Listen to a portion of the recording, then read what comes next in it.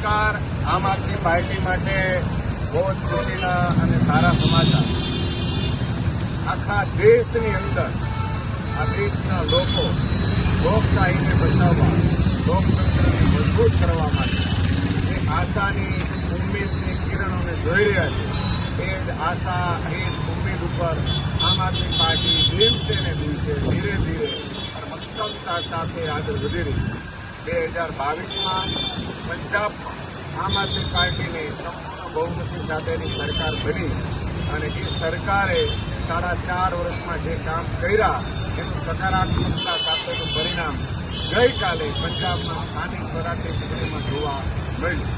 પંજાબમાં 1977 વોર્ડ ઉપર સ્થાનિક સ્વરાજની ચૂંટણી હતી અને સ્થાનિક સ્વરાજની ચૂંટણીમાં આમ આદમી પાર્ટી, ભાજપ, કોંગ્રેસ, શિરોમણી અકાલી દળ અને અન્ય પક્ષો અને અપક્ષોએ પોતાના ઉમેદવારો ઉતારેલા હતા. એ પૈકી 50% કરતાં પણ વધારે વોર્ડ આમ આદમી પાર્ટી બહુ મોટી લીડ સાથે જીતી ગઈ.